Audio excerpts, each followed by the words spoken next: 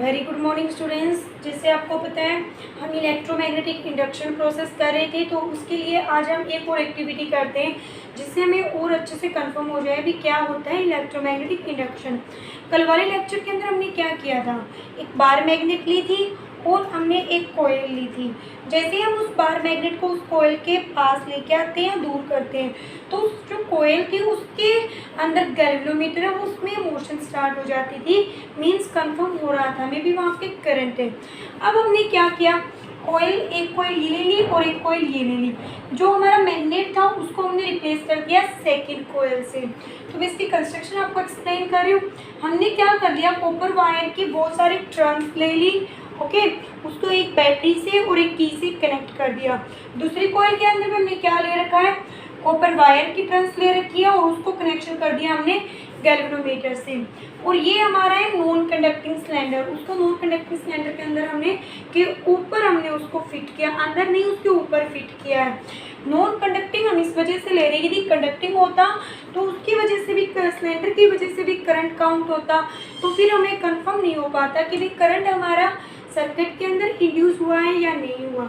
यहाँ देखो इसके अंदर कोई बैटरी का कनेक्शन नहीं, इसके अंदर कोई करंट नहीं है, ओके। तो फर्स्ट हम क्या करते हैं, जैसे इस की को क्लोज करते हैं, की क्लोज करते हैं, सर्किट कंप्लीट हो जाता है, ठीक है। तो जो कोयल फर्स्ट है इसके अंदर क्या हो जाता है, करंट चेंज, ओके। जैसे ही इसके अंदर करंट चेंज होता है तो यहाँ जो ये गैल्वेनोमीटर है ये डिफ्रैक्शन शो करता है। Galvanometer show the deflection. Galvanometer deflection show क्यों कर रहा है, इसका रीजन हम आपको अभी देंगे। उसके बाद जैसे आप की को ओपन करते हो तो करंट फिर भी चेंज होता है। मतलब देखो जब हमने की को क्लोज किया करंट फॉलो होगा, मतलब एक करंट की वैल्यू नॉन जीरो होगी। जैसे हमने की को खोल दिया सर्किट इनकम्प्लीट हो गया, तो वो करंट की वैल्यू डिक्रीज हो रही है, मतलब change in current take place. तो इस वजह से भी गैल्वेनोमीटर के अंदर डिफ्लेक्शन शो हो रही है। कोयल फर्स्ट के अंदर क्या होगा, current change, and galvanometer show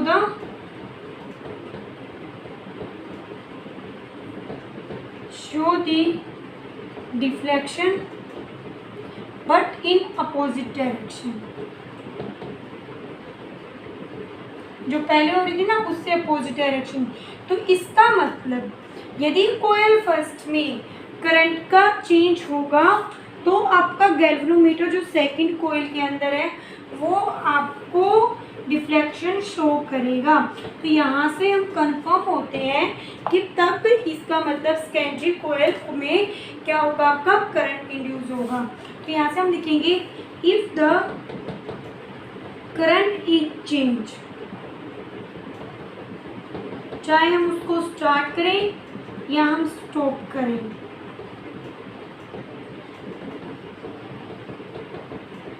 then the galvanometer in second coil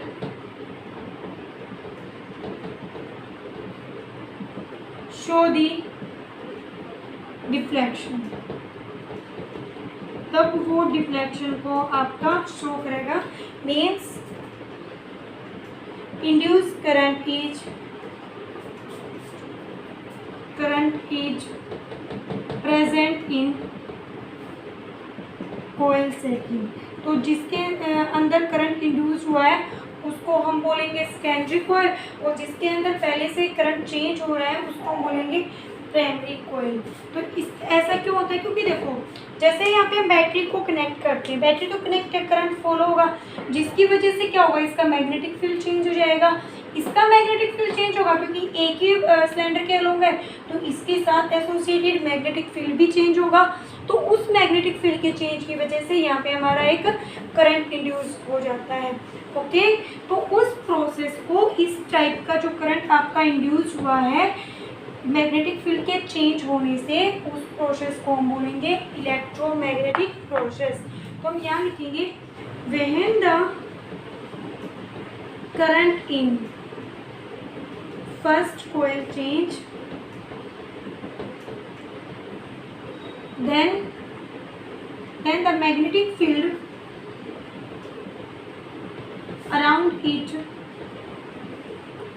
the first coil लिख सकते हो, confusion, around the first coil is changed and then the magnetic field is also changed in the second coil. Second coil के अंदर आपका magnetic field भी क्या हो जाता है, चेंज हो जाता है. तो due to change in the magnetic field, magnetic field एक करंट इज इंड्यूस्ड, एक इलेक्ट्रिक या करंट बोल दो सीधा, एक current is induced in the secondary coil and this process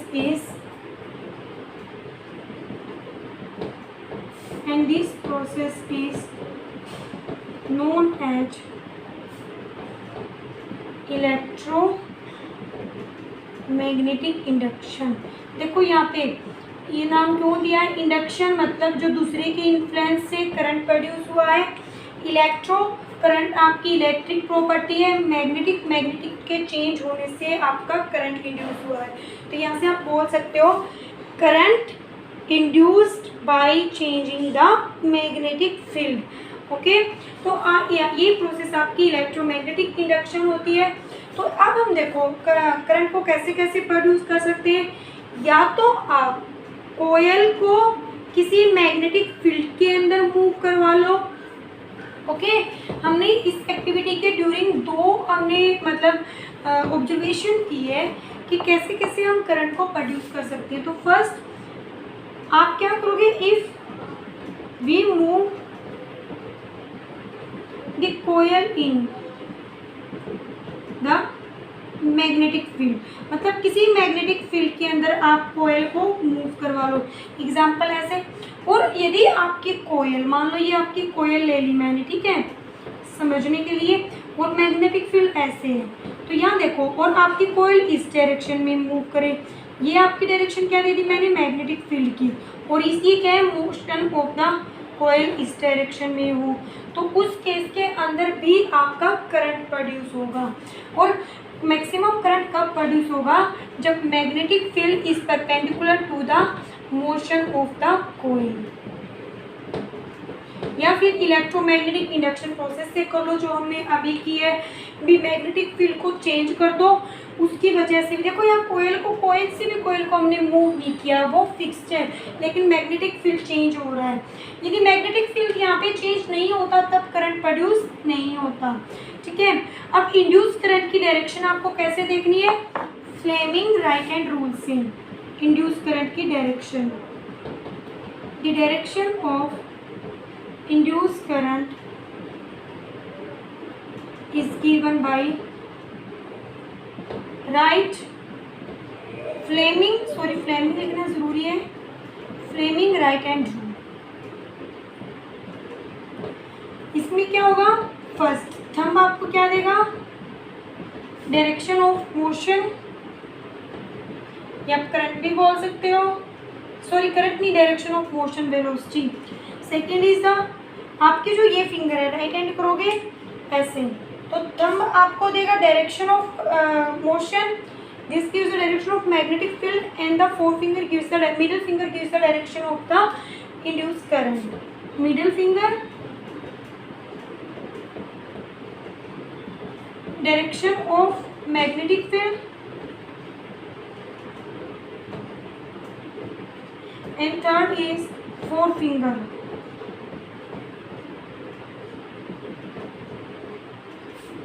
देगा आपको डायरेक्शन ऑफ इंड्यूस करंट.